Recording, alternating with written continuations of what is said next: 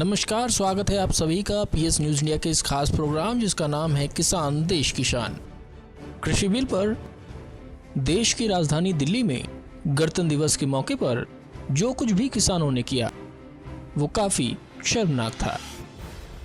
इसकी जितनी भी निंदा की जाए कम है। शांतिपूर्ण आंदोलन ने देखते ही देखते उग्र रूप ले लिया। आंदोलन ने वो कर दिखाया जिसकी अपेक्षा शायद किसी भारतीय ने न की हो। लाल किले की प्राचीर पर किसानों द्वारा अलग झंडा फहराया जाता है। सुरक्षा में लगे पुलिस कर्मियों पर लाठी डंडे, पत्थरों और हथियारों से हमला कर घायल कर दिया जाता है। क्या वास्तव में किसान बिल किसानों के हित में नहीं है? आइए जानते हैं इसकी पूरी सच्चाई। गणतंत्र दिवस पर दिल्ली में किसान आंदोलनकारियों की शर्मनाक हरकत का जिम्मेदार कौन है? क्या इसके जिम्मेदार उन विपक्षी पार्टियों को माना जाए जिनका आंदोलन की शुरुआत से ही यही कहना था कि हम किसानों के साथ हैं, और आज भी इस घटना के बाद विपक्षी पार्टियों का यही कहना है कि किसानों को अपने कदम पीछे नहीं हटाने चाहिए। तो प्रधानमंत्री क्या बोलेंगे? प्रधानमंत्री इन 5 लोगों के लिए काम करते हैं। उनके लिए नोटबंदी की, उनके लिए जीएसटी बनाई, उनके लिए किसानों से मतलब उनका भविष्य छीन रहे हैं। तो क्या बोलेंगे वो? कुछ बोलने को नहीं है। मगर उनको ये नहीं लगना चाहिए कि किसान पीछे हट जाएंगे। और मैं किसानों से कहना चाहता हूं, हम सब आपके साथ हैं। 1 इंच पीछे मत हटिए, 1 इंच पीछे मत हटिए। ये आपका भविष्य है, इसके लिए आप लड़िए।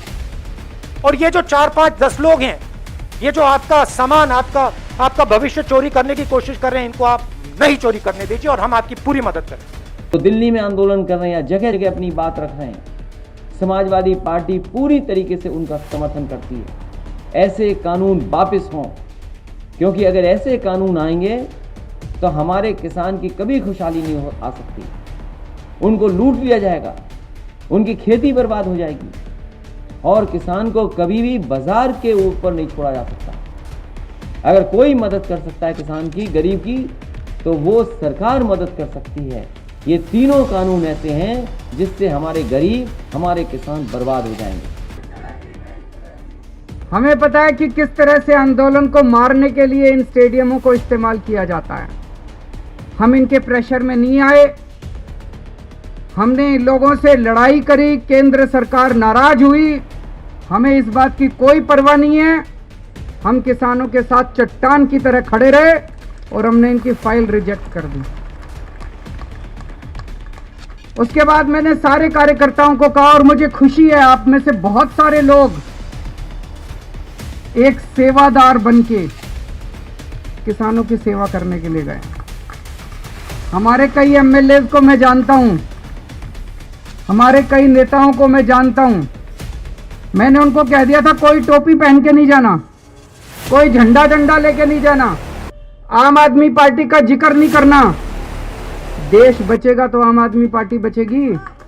जब भी नौजवानों के ऊपर, व्यापारियों के ऊपर, किसानों के ऊपर जब भी उत्पीड़न हुआ है, हम लोग समाजवादी लोग हैं। हमारे नेता डॉक्टर कर्पूरी ठाकुर, डॉक्टर लोहिया, राम मनोहर मधुमुले और हम लोग अपने पार्टी के संरक्षक मुलायम सिंह यादव के अनुयायी हैं। हम लोग हमेशा जो है, हम लोग समाजवादी लोग हैं। अगर जनता के सवाल पे, चाहे वो किसानों का सवाल हो, व्यापारियों, नौजवानों, बेरोजगारों के सवाल हो, हम लोग हमेशा जो है लड़ने का काम किए हैं और आज भी हम लोग लड़ रहे हैं। हम लोग समाजवादी लोग हैं, डरने वाले नहीं हैं। अगर ये दिल्ली में बैठी सरकार अगर किसानों की एक काला कानून वापस नहीं लेगी तो मैं देवरिया के प्रशासन और उत्तर प्रदेश के मुख्यमंत्री जी को मैं चेतावनी देता हूं। हम लोग समाजवादी लोग हैं, हम लोग मानने वाले नहीं हैं और हम लोग निश्चित ही ये उत्तर प्रदेश की सरकार और दिल्ली की सरकार गिरा के रहेंगे और किसानों की जो लड़ाई को हम लोग जीत के रहेंगे। पूरी विश्वास है, पूरी भारत की जनता हमारे साथ है। लोकतंत्र की हत्या किस तरह से की जाती है ये बीजेपी सरकार ने दिखा दिया है। इतने दिनों से किसान बैठे हुए हैं तो इसमें कुछ ना कुछ चीज़ें तो हैं ही। जैसे एमएसपी का मूल जो इन्होंने दिया है, हम अपनी फसल किसी पब्लिक सेक्टर को ना बेच के प्राइवेट के हाथों क्यों बेचेंगे? ये सबसे बड़ी त्रुष्टि भी कह सकते हैं और भूल भी कह सकते हैं। मोदी जी का सिर्फ एक काम है कि वो सारे देश की चीज़ों को जो कांग्रेस के द्वारा बनाई गई है उनको धीरे धीरे करके वो बेच रहे हैं। बेचने का अधिकार उसको होता है जो बनाता है, क्योंकि उन्होंने कुछ बनाया नहीं, इसलिए उन्हें कुछ दर्द भी नहीं है कि चीज़ें हमारी बिक रही हैं, चाहे वो रेल विभाग हो, चाहे वो आपका BSNL हो, आपके किसी भी चीज़ की, बहुत सारी ऐसी चीज़ें हैं जिसके लिए मोदी सरकार जिम्मेदार है। करने का काम किया है, लेकिन ये जुल्मी सरकार, भारतीय जनता पार्टी की सरकार, चाहे उत्तर प्रदेश की हो चाहे केंद्र की हो, ये बहुत दिन टिकने वाली नहीं है। जब किसान अपने पर उतारू हो गया है, नौजवान अपने पर उतारू हो गया है, गरीब अपने पर उतारू हो गया है और कर्मचारी अपने पर उतारू हो गया है, मजदूर अपने पर उतारू हो गया है, तो एक दिन ये सरकार ढह जाएगी और इनका अंतिम समय है। और इन अंतिम समय में ये चाहे जितना जुर्म कर लें, लेकिन इनके जुर्म के आगे समाजवादी पार्टी झुकने वाली नहीं है। सन 2022 में चाहे जितनी ही ताकत लगा लें, समाजवादी पार्टी की सरकार बनेगी, माननीय अखिलेश यादव इस प्रदेश के मुख्यमंत्री बनेंगे। कोई भी कानून बनती है तो उसमें कोई त्रुटियां हो सकती है, जिसे हमारी सरकार और देश के किसान, जिन लोगों की जो सोच है, उस पर बैठ के हमारे सरकार के लोग मंथन कर रहे हैं। निश्चित ही उसका सुधार हो जाएगा जो कमियां होगी। वैसे तो कोई कमी नहीं है, लेकिन कोई कमी भी होगी तो सुधार हो जाएगा। या फिर इसका जिम्मेदार वर्तमान सरकार को माना जाए, जो किसानों की आवाज को अनसुना कर कृषि बिल को वापस नहीं लेने पर हठ में है। साथियों, तर्क और तथ्य के आधार पर हर कसौटी पर हमारे ये निर्णय कसे जा सकते हैं। उसमें कोई कमी है तो उसको इंगित करना चाहिए, लोकतंत्र है। हमें सब प्रकार का भगवान ने ज्ञान दिया ऐसा दावा हमारा नहीं है, लेकिन बात तो हो। इन बातों के बावजूद भी लोकतंत्र में अटूट आस्था और श्रद्धा होने के कारण, किसानों के प्रति हमारा समर्पण होने के कारण हर समय किसानों के हर मुद्दे पर चर्चा के लिए सरकार तैयार है। समाधान के लिए हम खुला मन लेकर के चल रहे हैं। कई दल ऐसे भी हैं जो इन्हीं कृषि सुधारकारों के पक्ष में रहे हैं। उनके लिखित बयान भी हमने देखे हैं। वो आज अपनी कही बात से ही मुकर गए हैं, उनकी भाषा बदल गई है। वो राजनीतिक नेता जो किसानों को भ्रमित करने में जुटे हुए हैं, जिनकी लोकतंत्र में रत्ती भर भी श्रद्धा नहीं है, वो विश्वास ही नहीं करते डेमोक्रेसी में। दुनिया के कई देशों में उनका परिचय है लोगों को। ऐसे लोगों के जो भी उन्होंने कहा है पिछले दिनों, जिस प्रकार के अनलगढ़ आरोप लगाए हैं, जिस भाषा का प्रयोग किया है, पता नहीं कैसी कैसी इच्छाएं व्यक्त की है, मैं बोल भी नहीं सकता हूं। ये सब करने के बावजूद भी, उन सब चीजों को सहन करने के बाद भी, उसको पेट में उतार करके, मन ठंडा रख करके, उन सबको सहन करते हुए मैं आज फिर एक बार नम्रता के साथ उन लोगों को भी जो हमारे गौर विरोध करने पर तुले हुए, उनको भी कहता हूं, मैं नम्रता के साथ कहता हूं, हमारी सरकार किसान हित में उनसे भी बात करने के लिए तैयार है। आइए अब जानते हैं कृषि बिल पर आम किसानों की राय। किसान की सोच है, मतलब सरकार की सोच है कि किसान जो है अपना माल जो उत्पाद होगा वो देश के किसी भी कोने में बेच सकता है। लेकिन अगर ट्रांसपोर्टिंग व्यवस्था फ्री होती तो किसान भेजने के बारे में सोचता। अगर ऐसा नहीं होगा तो किसान कैसे विभिन्न देश के विभिन्न हिस्सों में अपना उत्पाद कैसे भेज पाएगा और वो भुखमरी कैसे दूर कर पाएगा। मान लीजिए कि देश के किसी कोने में 5 रुपया किलो टमाटर बिक रहा है, वहीं कहीं 25 रुपया भी है, तो अगर ट्रांसपोर्टिंग फ्री होता तो किसान जो है वहाँ अपना 5 रुपये किलो वाला 25 रुपया बेच के कुछ लाभ कमा लेता। क्या नाम है आपका? भूपेंद्र सिंह चौहान। अच्छा, एक बात बताइएगा, अभी हमारे देश में ये जो किसान बिल चल रहा है, इसके बारे में आप क्या बताना चाहेंगे? हम आपके चैनल के माध्यम से यही बताना चाहते हैं कि जो भी ये APMC एक्ट है, इसमें कॉन्ट्रैक्ट फार्म का तो बिल सही है, इसमें कॉन्ट्रैक्ट फार्मिंग हो भी रही है, लेकिन जो MSP का मोदी जी ने एक मूल्य निर्धारण करते हैं हर साल, तो उसमें यही है कि जो भी व्यक्ति खरीदेगा उसमें ये नहीं कि वो 1800 वाला गेहूं यदि 1200 भी खरीदेगा, ये कानून एक्टिव हो गया तो हमें बेचना पड़ेगा, उसकी हम कंप्लेन कहाँ दर्ज करेंगे। इसलिए ये कानून गलत है, इसका हम पुरजोर विरोध करते हैं। आप किसान बिल के बारे में क्या कहना चाहेंगे? किसान बिल के बारे में ये कहना चाहेंगे, वैसे सरकार के हिसाब से ये किसान बिल बिल्कुल ठीक है, लेकिन किसान जो धरना दे रहे हैं उनके बारे में क्या कहेंगे फिर आप? वो किसान अभी बिल के बारे में समझ नहीं रहे हैं। अगर वो समझ जाएंगे तो धरना उड़ना बंद कर देंगे। तो आपकी नज़र में किसान बिल जो है ठीक है क्या? हाँ ठीक है। क्या क्या इसमें खूबी है? इसमें ये खूबी है, जैसे प्राइवेट में पहले जो हमारा BSNL था तो हमारी एक कॉल 3 रुपए की पड़ती थी, 2.5 रुपए की पड़ती थी। आज हमारी प्राइवेट कंपनियां आई तो आज वो हमें एक दिन में 5 रुपए के लिए पूरे दिन मिलता है और उसमें रोजगार के अवसर भी मिले। ऐसे ही प्राइवेट कंपनी अगर खेती में आएंगी तो उनका खेती का ज़्यादा अच्छा रहेगा हिसाब किताब। तो आपकी नज़र में किसान बिल बढ़िया है? हाँ, किसान बिल बहुत अच्छा है। डिस्ट्रिक्ट जलंधर तो पंजाब तो बोल रहे हैं जी। ਸਾਡੇ ਜਿਹੜੇ ਸਰਕਾਰ ਨੇ, ਸੈਂਟਰ ਗਵਰਨਮੈਂਟ ਨੇ ਜਿਹੜੇ ਕਾਨੂੰਨ ਬਣਾਏ ਆ ਖਾਸ ਕਰਕੇ ਮਤਲਬ ਬਹੁਤ ਨੁਕਸਾਨਦਾਇਕ ਆ। ਮੰਡੀ ਬੋਰਡ ਜਿਹੜਾ ਇਹ ਟੁੱਟ ਜਾਣਾ, ਜਾਨੀ ਮਤਲਬ ਇੱਥੇ ਕਿਸੇ ਨੇ ਮਤਲਬ ਫਸਲਾਂ ਨਹੀਂ ਪੁੱਛਣਾ, ਨਾ ਰੇਟ ਮਤਲਬ ਕੋਈ ਹੋਣਾ। ਇੱਥੇ ਯੂਪੀ ਬਿਹਾਰ ਵਾਲਾ ਹਾਲ ਹੋਣਾ ਸਾਡਾ ਔਰ ਬਹੁਤ ਮਾੜਾ ਸਮਾਂ ਆਊਗਾ। ਇਸ ਕਰਕੇ ਇਹ ਇੱਕ ਦੇ ਨਹੀਂ, ਕਿਸਾਨ ਨਹੀਂ, ਜੋ ਵੀ ਆ ਵਪਾਰੀ ਆ, ਆੜਤੀ ਆ, ਕਿਸਾਨ ਆ, ਹਰੇਕ ਦਾ ਨੁਕਸਾਨ ਹੈ ਇੱਥੇ, ਗਰੀਬ ਅਮੀਰ ਦਾ ਹਰੇਕ ਦਾ ਨੁਕਸਾਨ ਆ।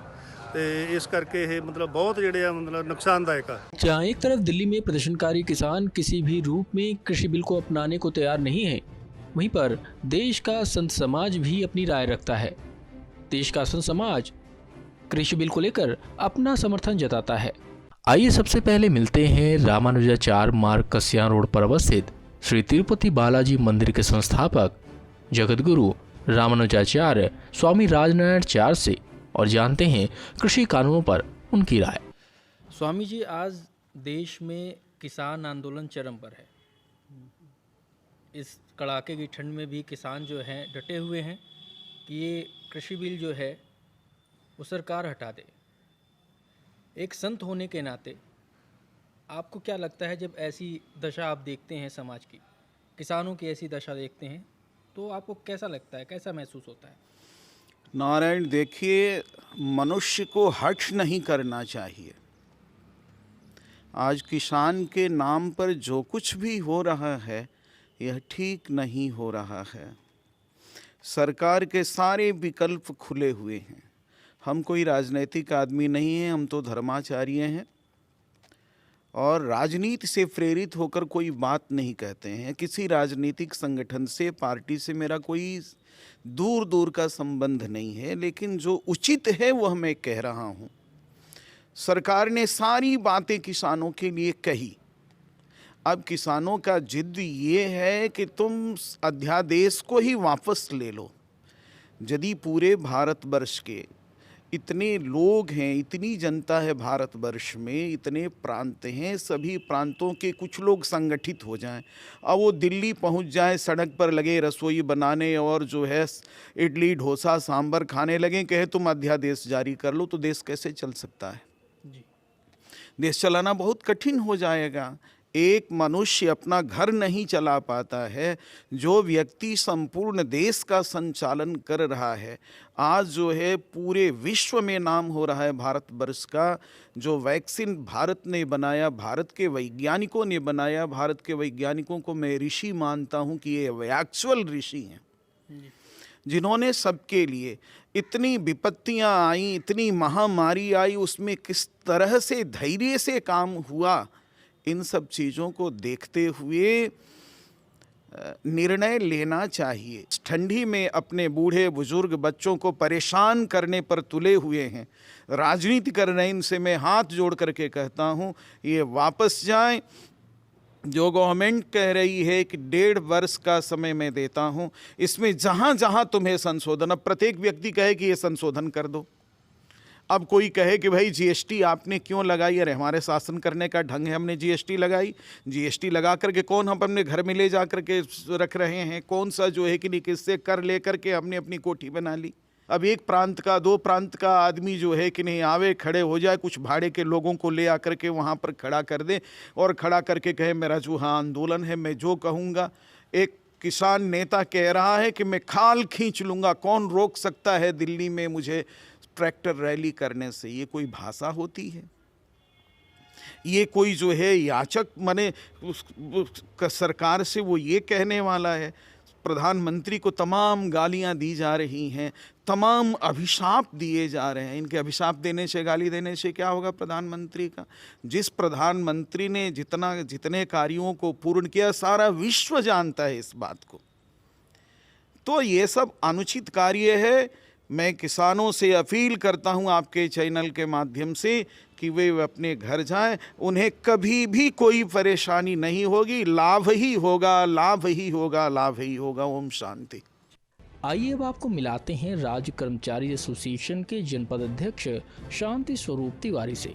इनका कहना है कि कृषि कानून में कुछ अहम सुधारों की आवश्यकता है, जिसके बिना ये कानून किसानों के हित में नहीं है। कृषि कानून में जो तीनों कानून है वो विशुद्ध रूप से किसान विरोधी कानून है और इसका लाभ सीधे सीधे बड़े कारपोरेट घरानों को ही जाता है। और कृषि कानून में जो एक कानून है कि जिससे असीमित भंडारण का मामला है, आज तक साहब यही इतनी व्यवस्था दी गई थी कि किसी के पास कोई भी बड़ा व्यापारी असीमित भंडारण नहीं कर सकता है, जो इस कानून में खुली छूट दे दी गई है, जिससे किसानों का माल किसी 1, 2, 4 कारपोरेट घरानों के पास इकट्ठा हो जाएगा और उसके बाद वो मनमाने रेट में इस समुदाय को बेचेंगे, जिससे उनका भारी मात्रा में लाभ होगा, लेकिन किसान अपनी जगह पर रहेगा। किसान को अपने समय पर जब उनको गेहूं, धान, चावल जो भी बेचना होगा वह औने पौने रेट में लेकर और भंडारण करके समय समाप्त होने के बाद ये अधिक से अधिक रेट में उसको बेचने का प्रयास करेंगे, जिससे आम आदमी को जो खरीद कर खाने वाला है उसकी मुश्किलें बढ़ती जाएंगी। दूसरा कृषि कानून रहा कि कॉन्ट्रैक्ट फार्मिंग। इस कॉन्ट्रैक्ट फार्मिंग से किसानों का इतना बड़ा नुकसान है कि हम अपनी फसल बोने से पहली बात तो कॉन्ट्रैक्ट करेंगे कि हमारी फसल इतने कीमत में बेची जाएगी, और उसके बाद जब हमारी फसल वो हमारे खाद और समस्त इनपुट की व्यवस्था करेंगे, और जब हमारा फसल तैयार होगा उस समय ये कहेंगे कि साहब आपकी फसल ग्रेडिंग करने का अधिकार उनको रहेगा। आपकी फसल ए ग्रेड की नहीं है साहब, सी ग्रेड की है, बी ग्रेड की है। तो अगर उनकी कीमत हमारा कॉन्ट्रैक्ट हुआ 1800 पर, 1500 पर, तो ये कल कहेंगे कि नहीं साहब आपका तो माल जो तैयार हुआ यह 1000 रुपये प्रति क्विंटल का ही माल तैयार हुआ, और इस हिसाब से ये हमको बार्गेन करेंगे। और चूंकि मेरा कॉन्ट्रैक्ट हो चुका रहेगा, इसलिए मेरी फसल दूसरी जगह नहीं बिकेगी, इन्हीं के कॉन्ट्रैक्ट पर बिकेगी, और यह किसी भी कीमत पर हमको फसल बेचने के लिए मजबूर करेंगे। तीसरी कानून जो है वह हमको खुले बाजार में अपना माल बेचने का किसानों को अधिकार दिया जा रहा है। साहब खुले बाजार में माल बेचने के लिए किसान के पास, जिसके पास 10 क्विंटल 20 क्विंटल धान या गेहूं हुआ, वह अपना माल लेकर 200 किलोमीटर दूर तो बेचने जाएगा नहीं। जब बेचेगा तो अपने लोकेलिटी में ही बेचेगा, और उस बेचने के लिए उसको ले जाने का संसाधन का मामला जो है वो है, आज पूरा विश्व समुदाय इस बात को जानता है। तमाम विदेशों में यह खुली बाजार की प्रणाली लागू हुई, लेकिन इसका परिणाम यह रहा कि बाजार बर्बाद हो गए और किसान बर्बाद हो गया। इस खुले बाजार का एक छोटा उदाहरण मैं दूं, आज की तारीख में 800 रुपये क्विंटल का मक्का बिक रहा है, लेकिन साहब उस मक्के का आटा हमारे इस छोटे छोटे शहर में 200 रुपया किलो बिक रहा है। खुले बाजार का यही तो तरीका है।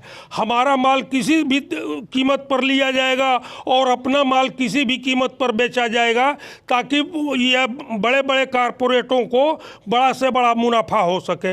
इससे भी किसान का नुकसान है। किसान अपनी मंडी में जाता था, उसका रेट फिक्स होता था, उस रेट पर वो बेचता था, या उसकी क्वालिटी हल्का फुल्का 19-20 होती थी तो कुछ 100-50 के इधर उधर बिक जाता था। लेकिन इस व्यवस्था में तो वो दबाव बनाकर कि आपकी ग्रेडिंग में, अब ग्रेडिंग को चैलेंज हम कर नहीं पाएंगे उनके सामने, और हमारा 1800 का माल 1000 में 800 में वो खरीदने के लिए हमको मजबूर करेंगे और हमें बेचना पड़ेगा, जिससे भी किसानों का भयंकर नुकसान है। सरकार इसी कानूनों में आवश्यक वस्तु अधिनियम को समाप्त कर दिया। आवश्यक वस्तु अधिनियम को समाप्त करने से कारपोरेट घराने अधिक से अधिक मात्रा में स्टॉक कर सकते हैं। अब तक इन व्यवस्थाओं में यह था कि जो वस्तुएं आवश्यक वस्तु अधिनियम के अंतर्गत आती हैं उनका अत्यधिक भंडारण कोई नहीं कर सकता। एक उदाहरण के लिए आप एक चीज़ देखें, अभी आपके सामने कुछ दिन पहले गुजरा है, करीब 1 साल पहले 70 रुपये से दाल अचानक 250 रुपये किलो तक पहुंच गई और 3 से 4 महीने 250 रुपये किलो रही। बहुत सारे लोग ये कहना शुरू कर दिए कि साहब अरहर पैदा ही नहीं हुई इसलिए दाल की कीमत बढ़ गई। लेकिन जब सरकार के ऊपर समाज का दबाव पड़ा तो अचानक छापेमारी हुई और साहब 2.5 महीने 3 महीने बाद एकाएक पुनः वह दाल 70 रुपये पर आ गई और जब छापामारी से हजारों टन दालें गोदामों से निकाली गई तो वह कीमत घट गए। जब आवश्यक वस्तु अधिनियम को सरकार हटा देगी तो सरकार को भाव नियंत्रण करने के लिए कोई व्यवस्था नहीं रह जाएगी, और जब FCI खत्म हो जाएगी तो मनमानी कारपोरेट अपने वस्तुओं को बेचेंगे। सरकार के पास कोई आधार नहीं होगा। आज तक तो ये होता था कि जैसे कोरोना काल में देख लीजिए, कोरोना काल में जब भुखमरी की बात आई तो गवर्नमेंट ने फ्री राशन देना शुरू कर दिया। वह इनके गोदाम में FCI में था तब इन्होंने फ्री दिया, और जिस दिन अडानी के गोडाउन में होगा उस दिन यह फ्री चावल और गेहूं आम आदमी को किन्हीं भी परिस्थितियों में, किसी भी विपत्तिकालीन में स्थितियों में नहीं दे पाएंगे। इसलिए यह आवश्यक है कि सरकार FCI को चलाती रहे, PDF चलता रहे, किसानों का भला होता रहे।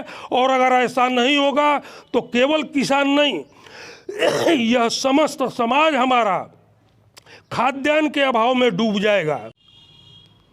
सरकार के चैनल आज ये भी कह रहे हैं कि यह जो किसान यहाँ बैठे हुए धरने पर हैं इतनी संख्या में, यह वास्तविक किसान नहीं है, और साहब इनको कहीं न कहीं किसी न किसी पार्टी का समर्थन है, और पार्टी के ही लोग विपक्ष के समर्थन के कारण इनका यह जो है धरना वापस नहीं हो पा रहा है। इस संबंध में हम 2 चीज़ कहना चाहेंगे। आज की तारीख में अगर किसी भी विपक्ष के पास या किसी भी ऐसे संगठन के पास वो ताकत होती कि जिनके बल पर इतने किसान आज 2 महीने से तकरीबन 8 लाख किसान बैठे हुए हैं और उनके समर्थन के वजह से यह बैठे रहते तो साहब आज वो पार्टी निश्चित रूप से सत्ता में होती। इस संबंध में मैं एक चीज़ और कहना चाहूँगा। एक सुशांत सिंह की मौत को लेकर 4 महीना मीडिया पर छाई रही और मीडिया के सारे चैनल केवल सुशांत सिंह की मौत चलाए, जबकि स्थिति यह थी कि सुशांत सिंह, बाद में यह बात तय हो गई कि सुशांत सिंह ने आत्महत्या किया था, लेकिन यहाँ सैकड़ों किसान प्रदर्शन करते हुए मर गए। सरकार का कोई भी नुमाइंदा इस संबंध में एक बार अफसोस तक जाहिर नहीं किया, जो इस लोकतंत्र के लिए बहुत बड़ा घातक है। अब साहब यह बात बार बार तमाम चैनलों पर दिखाई जा रही है कि किसान क्यों आंदोलन कर रहा है। आश्चर्य की बात यह है कि अब तक हम लोग जो पढ़े लिखे या सुने थे वह यह सुने थे कि लोकतंत्र 2 शब्दों से बना हुआ है, एक लोक और दूसरा तंत्र। तंत्र लोक के लिए कार्य करता है, to the people, by the people, for the people. आज पहली बार यह देखने को मिला कि अब लोक को तंत्र के हिसाब से जीवन जीना है या कार्य करना है। आज स्थिति यह है कि हमारी सरकार ने कानून बना दिया, किसानों को यह कानून मंजूर नहीं है, किसानों को तरह तरह से दबाने के लिए सारी व्यवस्थाएं की जा रही हैं। आखिर सरकार ने कानून किसानों के लिए बनाया, किसानों को यह कानून स्वीकार नहीं है। किसान कहते हैं कि इस कानून से साहब हमारी कृषि डूब जाएगी, बावजूद इसके सरकार हमारी समझ में नहीं आ रहा है क्यों इस बात पर आमादा है, खड़ी है, अड़ी है और इससे वापस नहीं जाना चाहती है। और अगर हमारे लोकतंत्र की परिभाषा यही हो जाएगी कि जो अपनी बात कहेगा उसको सरकार किसी न किसी बहाने वो ये कहेगी कि साहब ये किसान ही नहीं है, किसान किस रूप में किसान देखना चाहता है। सरकार नंगा व्यक्ति पहुंचेगा उसको किसान समझती है, फटा पहुंचेगा उसको किसान समझती है, या भूखमरी का शिकार जो होगा उसको ही किसान समझती है। आखिर सरकार किस बात को, जो किसान इस पूरे देश को का भोजन चला सकता है उसके साथ ये कहा जा रहा है कि तो बैठ के यहाँ मुर्गा मुसल्लम खा रहे हैं साहब, यहाँ पिज्ज़ा खा रहे हैं, क्या उनको ये अधिकार नहीं है कि वो पिज्ज़ा खा लें? किसानों के लिए कानून बनाना है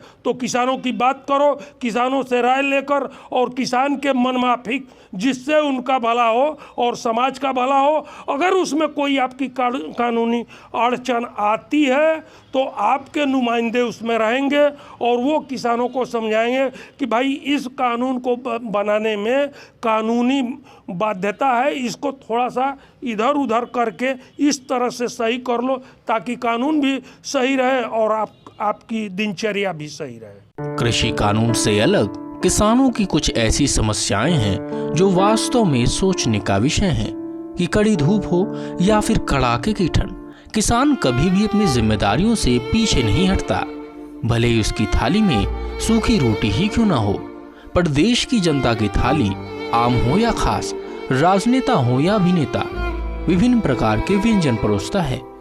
किसान की उपज का फायदा उठाकर कुछ व्यापारी करोड़ों अरबों कमाते हैं, वहीं देश का किसान कर्ज में ही जन्म लेता है और जीवन भर कर्जदार ही बना रहता है। देश का अन्नदाता किसान अपने जीवन काल में कई प्रकार की समस्याओं से घिरा रहता है।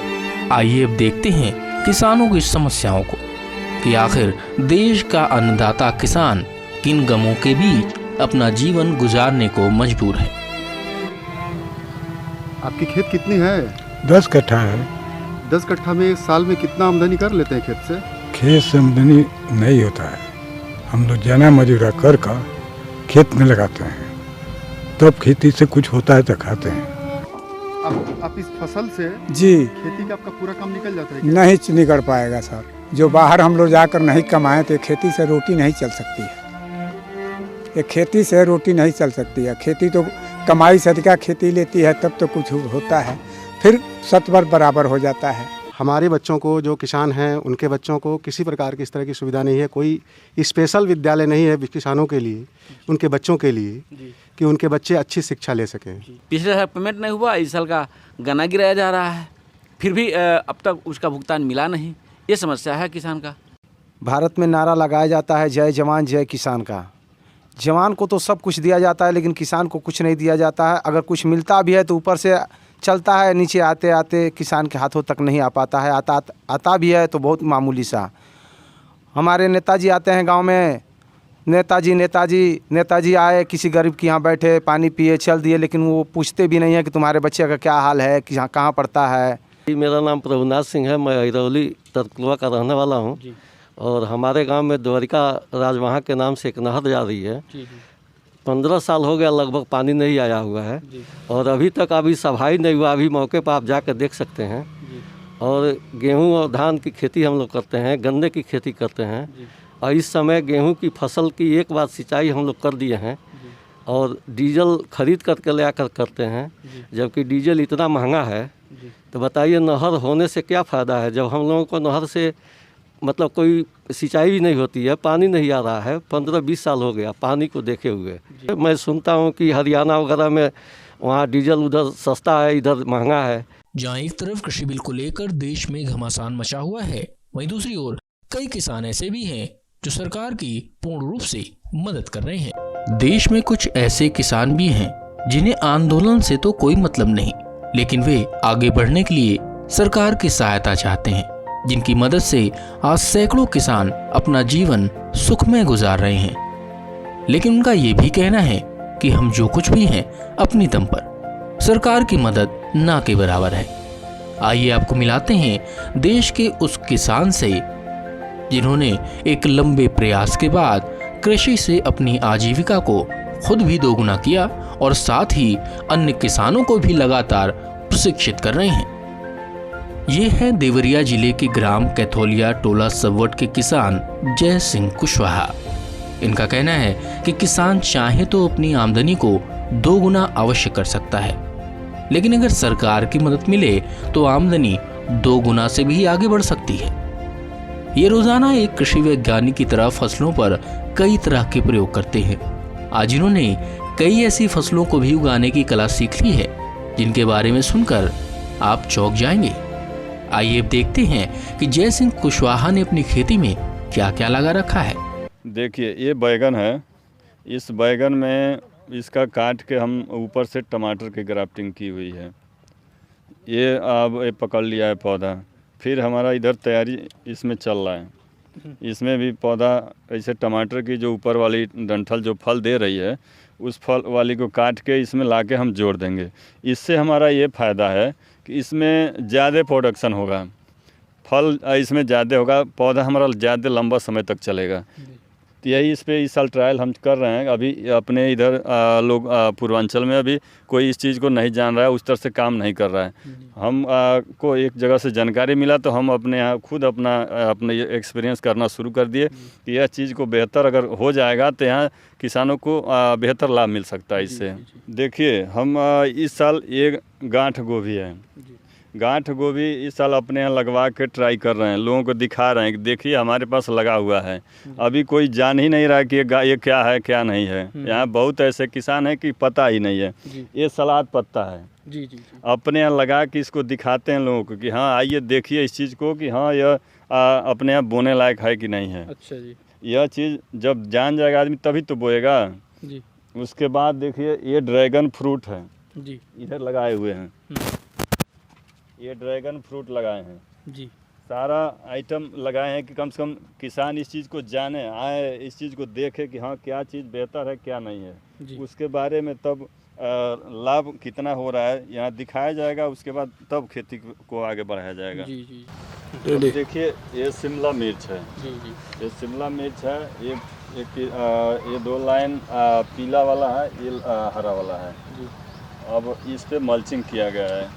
मल्चिंग और ड्रिप इरिगेशन है, बिना मल्चिंग का उधर है वो ये सब प्रयोग किया जा रहा है कि किस में कितना बेहतर है जी जी। तो ये चीज़ किसानों को दिखाते हैं कि जो लोग आते हैं जिनको नहीं जानकारी है, यह चीज़ दिखा के बताया जाता है कि देखिए आप इस तरह से करेंगे तो कितना लाभ हो सकता है आपको। इसमें जो मल्चिंग किया गया है, मल्चिंग में एक भी घास फूस नहीं आएगा और जो पौधे का प्रोडक्शन बेहतर होगा। इस साल हम देखिए केसर का पौधा बीज मंगवाए हैं। इस साल लगा के अपने यहाँ देख रहे हैं कि इसमें किस तरह से फूल फल आ रहा है, क्या हो रहा है। अपने क्लाइमेट पर अगर हो जाएगा तो फिर किसानों को उसको जागरूक किया जाएगा कि केसर लगा के उससे लाभ कमा सकते हैं। तो देखा आपने किस प्रकार से एक युवा किसान अपनी मेहनत के बल पर कृषि क्षेत्र में बदलाव का भरपूर प्रयास कर रहा है, लेकिन पीछे रह जाता है तो बस सरकारी सहयोग और भ्रष्ट सरकारी विभाग से। सर मैं 2010 से खेती करना स्टार्ट किया जी। पहले तो 1 बीघे में स्टार्ट किया खेती जी। थोड़ा सा पौधे का काम स्टार्ट किया जी। कि किसानों को ये होता है कि पौधा बेहतर नहीं मिल पाता है जी। कि उसका आय कम से कम बढ़े जी। पौधे का बहुत बड़ा दिक्कत है, बीज बढ़िया नहीं मिल पाता है किसानों को जी। तो हम स्टार्ट किए धीरे धीरे अपने 1 बीघे पे जी। तो बीज डालना शुरू किए। फिर उसके बाद जो बढ़िया बीज होता था जी। पहले अपने खेतों में लगा कर ट्राई करना शुरू किए। उसके बाद तब लोगों को धीरे धीरे जागरूक किए कि भाई आप यह बीज ले जाइए और बढ़िया यह चीज़ है, आप लगाएंगे तो इससे लाभ कमा सकते हैं। तो धीरे धीरे काम हमारा स्टार्ट हुआ। उसके बाद इस समय जितने भी कम से कम हज़ारों किसान जुड़े हुए हैं हमसे, लाभ कमा रहे हैं जी। पहले तो यही सबको बुला के अपने प्लाट पे दिखाता हूँ कि देखिए यह चीज़ लगा है, यह बेहतर है, तो फिर इस पर आप काम करिए। यही हमारा लक्ष्य है। सरकार की तरफ से आपको अभी तक कोई इस कार्य में लाभ प्राप्त हुआ है कुछ? सरकार की तरफ से तो बस कहने का है, अभी कुछ हमको मिला नहीं। बस हम अपने मेहनत के बल बूते पे अपना काम कर रहे हैं। बस लोग कहते हैं कि आपका ये बढ़िया ये इजरायली तकनीक है, वो तकनीक है, सब तकनीक बस देखने के लिए है, कहने के लिए है। ये नहीं है कि अगर कोई ज़िले में किसान अगर मेहनत से अगर काम करके किसानों को प्रशिक्षित कर रहा है, उसको जानकारी दे रहा है, उसके यहाँ कम से कम वह चीज़ लगाया जाए कि लोग किसान उसके यहाँ आके देखें उस चीज़ को, जानें कि कम से कम हाँ ये चीज़ बढ़िया है, इस पर आप काम करिए और उससे लाभ कमाइए। आपके पास लगभग कितने प्रकार के पौधे होंगे? हमारे पास तो सब्जी में सारा पौधा है। लौकी, करेला, नेनुआ, तरोई का बेहतर जो पौध होता है तैयार करके उसको किसानों को हम देते हैं। यहाँ पर जो है कोई ऐसी फसल भी है जिसके बारे में लोगों को ज्ञात नहीं हो और आपने किया है उसको? एक तो वही सेव का भी है, सेव इस साल स्टार्ट किए हैं। फिर केसर का है, ड्रैगन फ्रूट है, और जो ग्राफ्टिंग होता है, जो आम के पौधे में जो ग्राफ्टिंग होता है, वह हम बैगन और टमाटर का ग्राफ्टिंग करवा रहे हैं। बैगन का पौधा है, ऊपर टमाटर लगा हुआ है। इस साल हम अपना उस पर अपना एक्सपीरियंस कर रहे हैं, लोगों को बता रहे हैं कि अगर यह चीज़ सफल रहा तो अपने इस ज़िले में देवरिया में 1 नंबर पे हमको लाना है इस चीज़ को। यहाँ पे जो है जैसे किसान वैज्ञानिक हैं या ऐसे कोई व्यक्ति आते हैं जो आपको प्रशिक्षित करते हैं?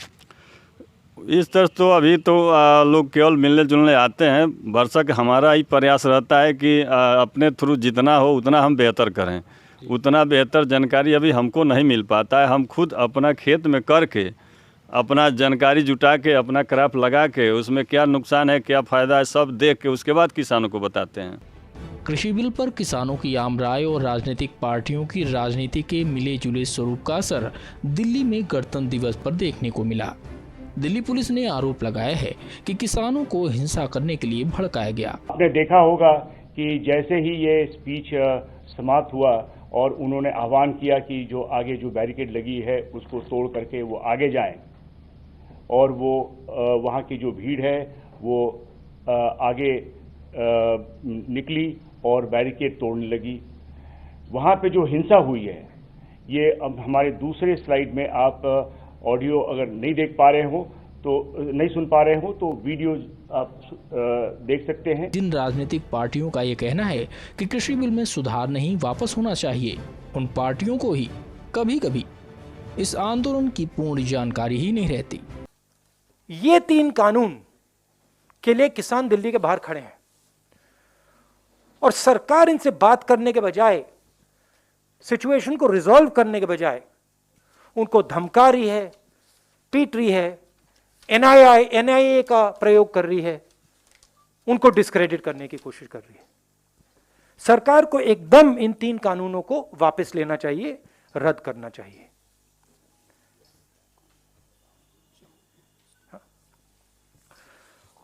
और आज जो हो रहा है शंभू बॉर्डर पे, जो सरकार इन पे आक्रमण कर रही है, को मार रही है, ये बिल्कुल गलत। और आज जो हो रहा है शंभू बॉर्डर पे इससे साफ प्रदर्शित होता है कि किसान बिल अब किसानों के लिए नहीं, राजनेताओं के लिए राजनीति करने का अहम मुद्दा है, जिसमें जीत या हार उन पार्टियों के लिए विशेष महत्व रखती है जिनका उद्देश्य देश की तरक्की से अलग स्वयं की तरक्की से है। इसी के साथ किसान देश की शान प्रोग्राम में आज के लिए बस इतना ही। मिलेंगे फिर से नए एपिसोड में किसानों की अन्य समस्याओं के साथ। तब तक के लिए नमस्कार।